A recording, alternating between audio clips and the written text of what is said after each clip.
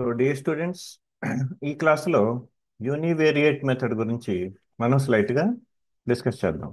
Okay. So ఇప్పుడు univariate method ఇక్కడ మీకు ఈ పేరును బట్టే మనకు అర్థమవుతుంది. యూని అంటే ఏంటంటే వన్ అని అర్థం. ఓకే. ఇక్కడ వేరియేట్ అంటే ఏంటంటే వేరియబుల్ అని అర్థం. ఓకే. సో ఒకటే వేరియబుల్ అని అర్థం. అంటే ఇక్కడ ఒకటే వేరియబుల్ అంటే ఏమిటి? ఇక్కడ జరిగేది ఏంటంటే మనం నెక్స్ట్కి వెళ్దాం. ఇక్కడ చూడండి. ఇక్కడ మనకి నాన్ లీనియర్ ప్రోగ్రామింగ్లో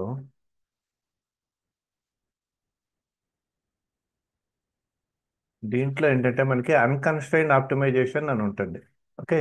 అన్కన్స్ట్రైన్ అంటే ఏంటంటే ఇంకా కన్స్ట్రైంట్స్ ఏమీ లేవు, నో కన్స్ట్రైంట్స్. ఓకే. ఇక్కడ ఏ కన్స్ట్రైంట్ లేకపోయినప్పుడు ఏంటంటే దీంట్లో మనం f(x1, x2) is equal to something ఏదో ఇస్తారు. Okay. So suppose x1² + x2² minus 2x1 - 2x2 ఇలా ఏదో ఇచ్చారు అనుకోండి, r +5x1 x2 ఇలా ఏదో ఇచ్చారు అనుకోండి. ఇప్పుడు దీనికి మినిమం వాల్యూ ఎక్కడ వస్తుంది కనిపెట్టు అని ఇస్తారు. ఇప్పుడు ఇలాంటి వాటికి కనిపెట్టాలంటే ఏం చేస్తామంటే మనకి కొన్ని డిఫరెంట్ టెక్నిక్స్ ఉంటాయి. ఇక్కడ ఏంటంటే రెండు రకాల మెథడ్స్ ఉంటాయి. ఒకటి ఏంటంటే direct search method. Okay. Okay. Different methods ఉంటాయి. ఇది ఫస్ట్ టైప్. సెకండ్ టైప్ ఏంటంటే డిసెంట్ మెథడ్.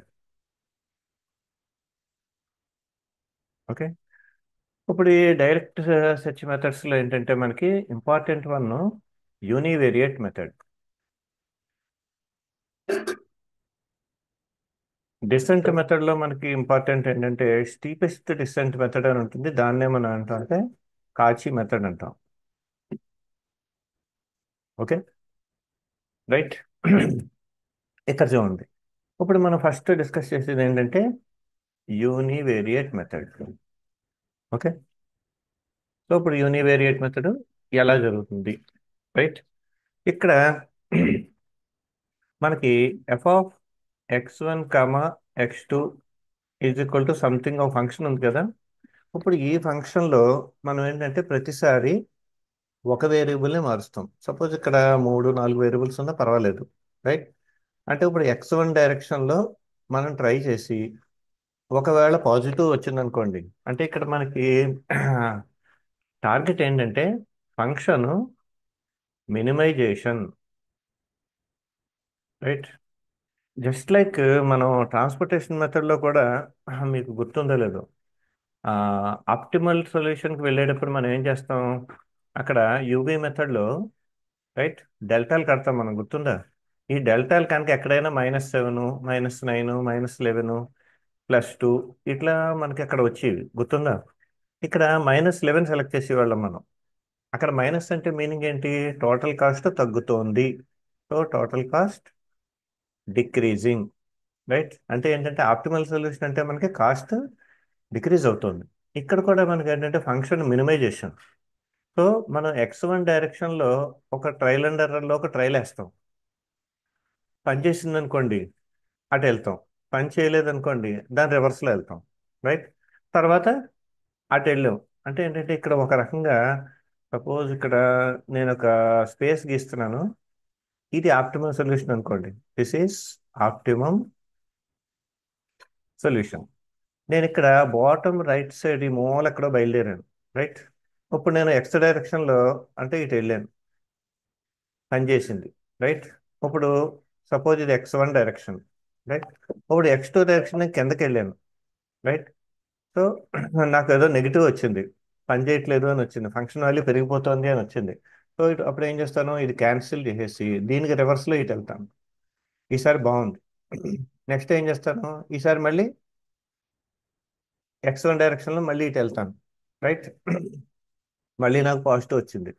ఈసారి మళ్ళీ నేను కొంచెం ఇలా ముందుకెళ్తాను, పాజిటివ్ వచ్చింది. ఈసారి మళ్ళీ ఇటు వెళ్తాను, ఆల్టర్నేట్గా వెళ్తూ ఉంటాను నేను. ఓకే. x1 x2 డైరెక్షన్లో అటు ఇటు. ఇప్పుడు చూడండి, ఇందాక లెఫ్ట్ హ్యాండ్ సైడ్ వెళ్ళేటప్పుడు నాకు ప్లస్లు వచ్చాయి. ఈసారి నేను లెఫ్ట్ హ్యాండ్ సైడ్ వెళ్ళేటప్పటికి మైనస్ వస్తుంది నాకు. ఎందుకంటే నా ఆప్టిమం పైన అటు ఉంది, నేను లెఫ్ట్కి వెళ్ళిపోతున్నాను నేను. రైట్. అందుకని ఇక్కడ నాకు అవ్వదు పని. సో ఈసారి లైట్గా రైట్ సైడ్ తిరుగుతాను. ఓహో, ఫంక్షన్ వాల్యూ తగ్గుతుంది. అలా ఏంటంటే మనం 1, 2, 3, 4, 5 ఇలాగా 5, 6 ఇటరేషన్లకి మనం ఆప్టిమల్ సొల్యూషన్కి వెళ్ళిపోతాం. రైట్. సో అలా ఏంటంటే యూనిడైరెక్షనల్ అంటే యూనివేరియేట్ మెథడ్ ఏంటంటే ప్రతిసారి మనం ఒక్కొక్క వేరియబుల్ మార్చుకుంటూ మార్చుకుంటూ మార్చుకుంటూ ముందుకెళ్తాం అనమాట. ఓకే. సో ఇప్పుడు మీకు ఒక ఎగ్జాంపుల్ చెప్తాను. ఫస్ట్ ఏంటంటే మనం ఫస్ట్ స్టెప్ ఏంటంటే సెలెక్ట్ ఎనీ ఆర్బిట్రరీ పాయింట్. జనరల్గా మనం ఆర్బిట్రరీ పాయింట్ ఏం సెలెక్ట్ చేసేసుకుంటాం? 0, 0 ఇలాంటివి సెలెక్ట్ చేసేసుకుంటాం. రైట్. ఎక్స్ఐ. ఎక్స్ఐ అంటే ఏంటంటే X1, X2 ఈ మ్యాట్రిక్స్ అనమాట. జనరల్గా మనం ఏం చేస్తాం? 0, 0 సెలెక్ట్ చేసేసుకుంటాం. రైట్. సో దీన్ని ఏంటంటే I = 1 అంటే ఇటరేషన్ నెంబర్ 1. రైట్. ఇప్పుడు ఏంటంటే ఫైండ్ ది సెర్చ్ డైరెక్షన్. ఇప్పుడు నన్ను తీసుకెళ్ళి కళ్ళకి గంతలు కట్టేసి అడవిలో వదిలేశారనుకోండి, అప్పుడు ఏం చేస్తాం మనం? లెఫ్ట్ తిరుగుతామా, రైట్ తిరుగుతామా, అసలు ఏ డైరెక్షన్ ఏంటో మనకు తెలియదు. రైట్. సో ఇక్కడ కానీ మ్యాథమెటిక్స్ ఏం చెప్తుందంటే సెర్చ్ డైరెక్షన్ SI. రైట్. ఇక్కడ ఏంటంటే నేను ప్రతిసారి ఒకటే మార్చుకోవాలని చెప్పాను నేను. X1 మార్చుకోవాలంటే 1, 0, 0, 0 ఇలా ఇలా ఇలా ఓ 10 వేరియబుల్స్ ఉన్నాయనుకోండి. ఒకవేళ X2 మార్చుకోవాలంటే 0, 1, 0, 0, టింగ్ టింగ్ టింగ్. అలా మీకు లాస్ట్కి వచ్చేటప్పటికి ఏంటంటే 0, 0, 0, టింగ్ లాస్ట్లో 1. రైట్. సో ఇదేమో I = 1 అంటే ఫస్ట్ ఇటరేషన్లో X1 మార్చుకుంటాను, సెకండ్ ఇటరేషన్లో X2 మార్చుకుంటాను. అలా నాకు బోల్డ్ అని ఉంటాయి. I = N. రైట్. సో నాకు ఎన్ని వేరియబుల్స్ ఉంటే అన్ని డైరెక్షన్లో నేను అటు ఇటు అటు ఇటు వెళ్తూ చివరికి ఆప్టిమమ్కి వెళ్ళడానికి ట్రై చేస్తాను. రైట్. కానీ ఇప్పుడు ఇక్కడ థర్డ్ పాయింట్ ఏంటంటే డిటర్మిన్ వెదర్ అంటే ఎంత లెంగ్త్ మూవ్ అవ్వాలి. జనరల్గా లెంగ్త్ అటు ఇటు మూవ్ అయ్యేది ల్యాండా అనుకుంటాం అనమాట. ల్యాండా should be positive or negative. అంటే నేనున్న ప్లేస్ నుంచి X1 డైరెక్షన్లో మూవ్ అవ్వాలి అని అనేసుకున్నాను. సరే, X1 డైరెక్షన్లో మూవ్ అయ్యాను అనుకున్నాక అది ముందుకు వెళ్ళాలా, వెనక్కి వెళ్ళాలా? రైట్. సో ఫ్రంట్ సైడ్ వెళ్ళాలా, బ్యాక్ సైడ్ వెళ్ళాలా నేను? అదొక ఇది. తర్వాత ఎంత స్టెప్ వేయాలనేది కూడా ఇంకో రకం. రైట్. ఇప్పుడు ముందు పాజిటివా నెగిటివా తెలియాలి అంటే ముందు అసలు చిన్న ఫంక్షనల్ వాల్యూ కొద్దిగా మారిస్తే సరిపోతుంది. అంటే ఎలాగంటే FI = F(xi). Right. So F+ అంటే ఏంటంటే కొద్దిగా మారుస్తాం మనం. F(xi) ప్లస్ ε × S1 దీని వాల్యూ కనిపెడతాం. తర్వాత F- ఎలా కనిపెడతానని నేను చూపిస్తాను ఇప్పుడు. Okay. XI, okay, capital XI -ε/S1. Right. ఇప్పుడు F+ కానీ F- కానీ F+ ఎలా ఉంది? ఎప్సిలాన్+లో ఉంది, కొద్దిగా ఒక స్టెప్ ముందుకేసాం. -ε అంటే కొద్దిగా ఒక స్టెప్ వెనక్కేసాం. రైట్. సో వెనక్కేయాలా ముందుకేయాలా డిసైడ్ చేసేది F+, F-. ఈ రెండిట్లో F+ కానీ F- కానీ ఎవరు FI కన్నా ఒరిజినల్ వాల్యూ కన్నా తగ్గారో ఆ డైరెక్షన్లో మనం వెళ్ళిపోతాం. ఒకవేళ F- వాల్యూ కనుక తక్కువ వచ్చింది అనుకోండి, Xi - λi × Si ఇది కనిపెడతాం. రైట్. ఓకే. సో అలా ఏంటంటే నెక్స్ట్ అక్కడికి ఒక ఇటరేషన్ అయిపోయింది. తర్వాత ఇప్పుడు ఫోర్త్ స్టెప్లో ఏంటంటే ఫైండ్. ఇప్పుడు లాంబ్డా ఎంతో కనిపెట్టాలి. Find the optimal step length λi*. ఇది ఎలా కనిపెడతాం? F(xi ± λi Si) minimum λi xi ± λi Si. ఇది మనకి ఎలా తెలుస్తుంది అంటే డిఫరెన్షియేట్ చేసి జీరోకి ఈక్వల్ చేసేస్తే టక్కన దీని లాంబ్డా ఐ వాల్యూ వచ్చేస్తుంది. రైట్. సో ఇప్పుడు ఏం చేయాలి? నెక్స్ట్కి వెళ్ళాలి. xi plus 1 is equal to xi plus or minus lambda i star s i. ఈసారి డైరెక్షన్ మార్చుకుంటాం మళ్ళీ. రైట్.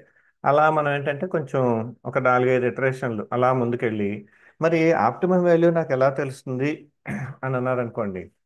సపోజ్ ఎఫ్ఐ ఒక ఫంక్షనల్ వాల్యూ x1 x2 లేవో కొన్ని వచ్చాయనుకోండి. సపోజ్ నాకు 2-3 ఇటరేషన్ల తర్వాత -0.15 +0.75 ఇలా ఏదో వచ్చింది. ఫంక్షనల్ వాల్యూ ఇక్కడ ఈ పాయింట్ దగ్గర సపోజ్ 1.792 అని వచ్చింది అనుకోండి. ఈసారి మనం అటు లెఫ్ట్ కానీ రైట్ కానీ ఏదో కొద్దిగా మార్చాను. ఈసారి నాకు ఎఫ్ఐ వాల్యూ 1.7872 అని వచ్చింది అనుకోండి. దీనికి దీనికి పెద్దగా తేడా లేదు. అంటే ఆప్టిమం వాల్యూ నేను ఇది సెట్ చేసేయచ్చు, లేదంటే ఇదైనా సెట్ చేసేయచ్చు. So it is very approximately equal to 1.79 అని ఇక్కడ నేను ఆపేయచ్చు. ఓకే. సో ఇప్పుడు ఎన్ని ఇటరేషన్లు పడతాయి మనకి అనేది లేనప్పుడు మనకి లెక్క తెలియదు. అందుకని ఏం చేస్తామంటే ఇంతవరకు మనం చేయలేక మనం ఏం చేస్తామంటే జనరల్గా ఎగ్జామ్స్లో 2 ఇటరేషన్స్ చేస్తాం అంతే. ఓకే. 2 ఇటరేషన్ చేసి we prolong iterations continuously or indefinitely so that f n plus 1 almost equal to fn.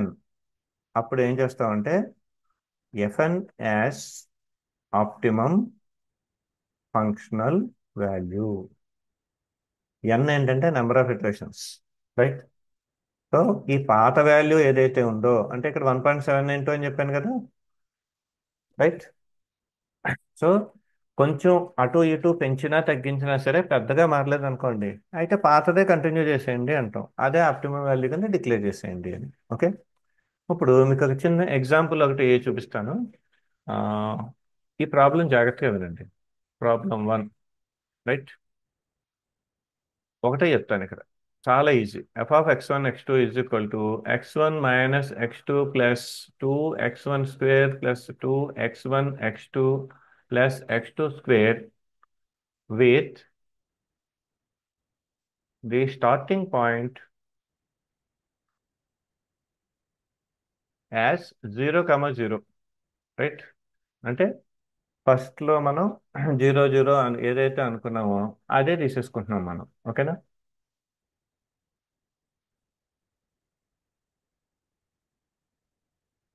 Right. ఇప్పుడు చూడండి. ఇప్పుడు ఏంటంటే first iteration 1. So i is equal to 1 అని చెప్పాం మనం. ఓకే. రైట్. సో ఇటరేషన్ 1కి వచ్చేటప్పటికి మనం ఏం చేయాలి? చూస్. నేను ఎటు వెళ్ళాలి? Choose search direction SI. So first S1 కాబట్టి S1 ఈజ్ ఈక్వల్ టు ఇక్కడ మనకు మ్యాట్రిక్స్లు ఏమున్నాయి? x1 x2 కదా. సో ముందు x1 అనుకున్నాను నేను. సో సెర్చ్ డైరెక్షన్ 1, 0 అని ఇచ్చాను. రైట్. ఇప్పుడు నేనేం చేయాలి? ఇది డిక్రీజ్ అవుతుందో ఇంక్రీజ్ అవుతుందో నాకు తెలియదు. అందుకని so test for plus or minus in plus S1 or minus S1 or కాదు అండేలండి -S1 డైరెక్షన్స్. ఓకే. సో ఇది స్టెప్ నెంబర్ 2. ఇది స్టెప్ నెంబర్ 1 అనుకోండి. రైట్. ఇప్పుడు టెస్ట్ చేయాలి. టెస్ట్ చేయాలంటే ఏం చేయాలి? f1 ఈజ్ ఈక్వల్ టు ఇప్పుడు ఫస్ట్ దాంట్లో ఉన్నాం. f(x1) is equal to f(0, 0) అంటే జీరోతో స్టార్ట్ చేస్తాం కదా. ఇందులో 0, -0 ప్లస్ అన్ని జీరోలు పెడితే ఫంక్షన్ వాల్యూ 0 వచ్చిందండి. ఇప్పుడు f ప్లస్ అంటే f(x1) plus epsilon into S1. Epsilon అంటే very very very small number. Right. అంటే f(ఎప్సిలాన్, 0) అవుతుంది. ఎందుకంటే x1 ఏం చెప్పాము ఇక్కడ చూడండి.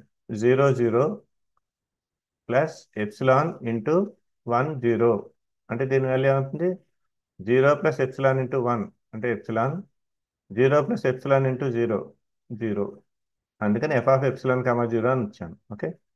సో ఇక్కడ నాకు వాల్యూ ఎంత వస్తుంది అంటే ఎప్సిలాన్ అనేది వెరీ వెరీ స్మాల్ కదా, 0.01 తీసుకోండి. రైట్. సో 0.01 సబ్స్టిట్యూట్ చేస్తే నాకు ఎంత వస్తుందంటే 0.0102. రైట్. ఇప్పుడు ఎఫ్ మైనస్ తీసుకోండి. f(x1 - ε × S1). Right. So this will B f(-ε, 0). దీని వాల్యూ సబ్స్టిట్యూట్ చేస్తే నాకు -0.9998.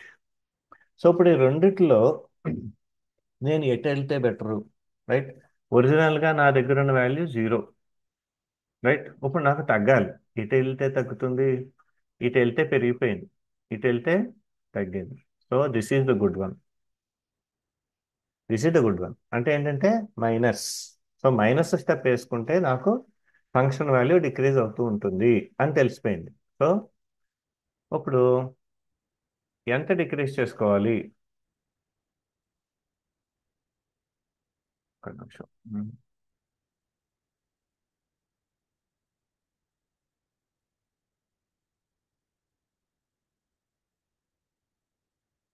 Okay. So I'm arranging this. Okay.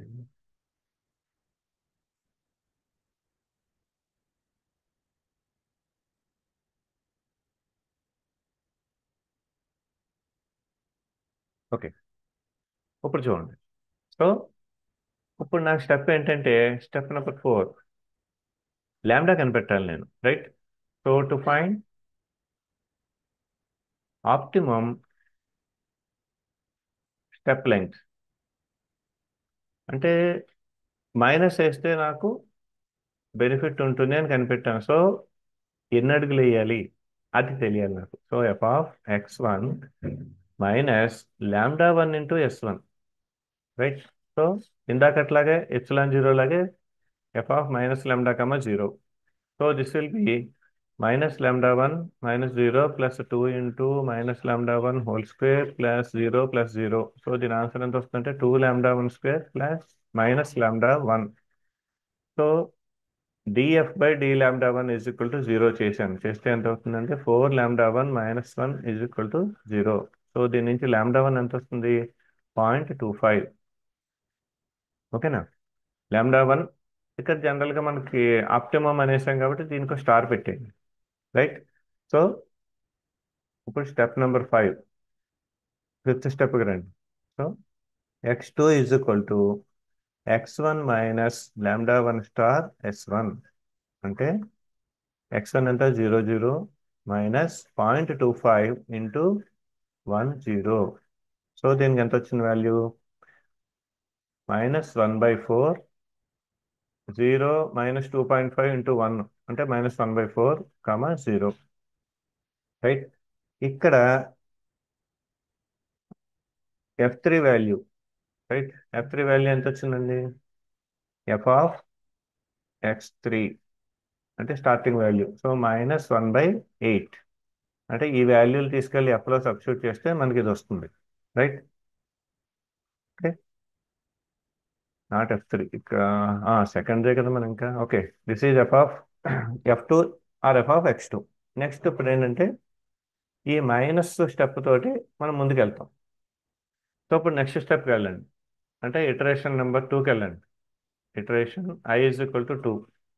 ఇక్కడ i = 2 అని ఎందుకన్నా అంటే మనం ముందు x1 డైరెక్షన్లో మనం 1, 0 కింద వెళ్ళాం. ఈసారి x2 డైరెక్షన్లో 0, 1 డైరెక్షన్లో వెళ్తాం మనం. ఓకే. క్లియర్? ఇప్పుడు చూడండి. సో f2 సో ఎక్కడి నుంచి మొదలు పెట్టాలి? f(x2 = -0.125).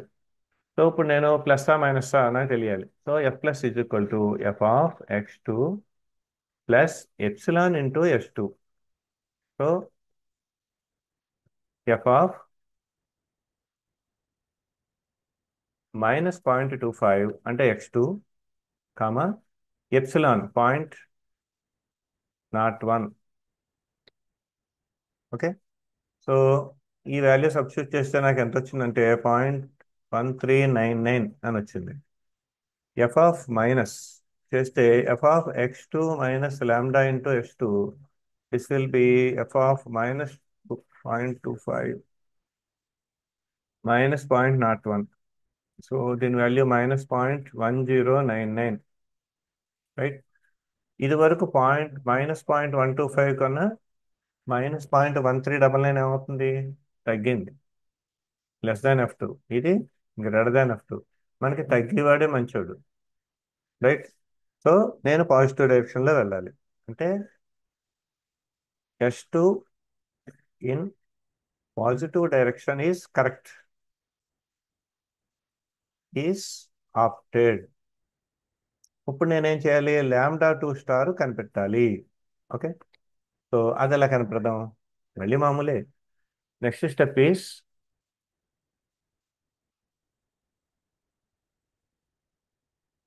F of x2 plus λ2 S2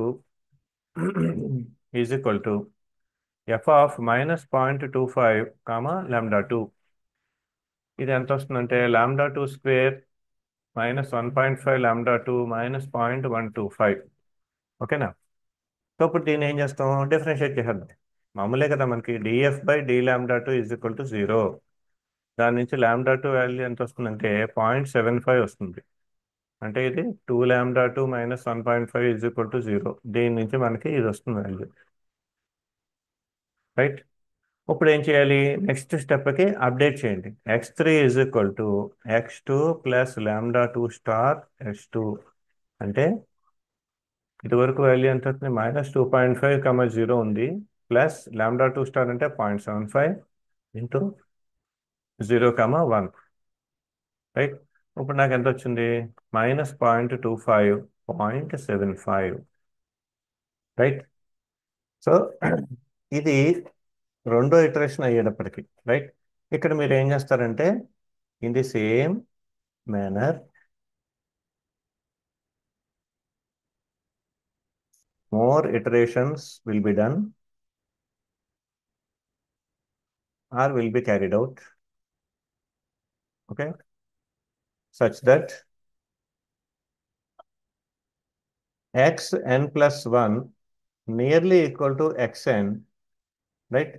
అంటే ఆ రెండు దగ్గర దగ్గరగా వస్తాయి అని చెప్పి, right. Then f of xn will be or xn star will be optimum functional value, right. So ఈ ప్రాబ్లంలో ఏంటంటే మనకి ఇచ్చేసిన వాల్యూ x స్టార్ -1, 1.5. అంటే ఇంకా ఏవో 5-6 ఇటరేషన్లు పడతాయి, రైట్. అంటే మనకి ఆన్సర్ టెక్స్ట్ బుక్లో ఇచ్చాడు కాబట్టి ఇంకో దాంట్లో నేను రాసేసాను, కానీ మీరు ఇది రాయనవసరం లేదు. Okay, not necessary. మీరు ఇక్కడ దాకా రాస్తే చాలు, right. Okay, so this is very simple explanation about the univariate method. Okay, thank you very much. If you like this video, like it, share it, and subscribe. Thank you.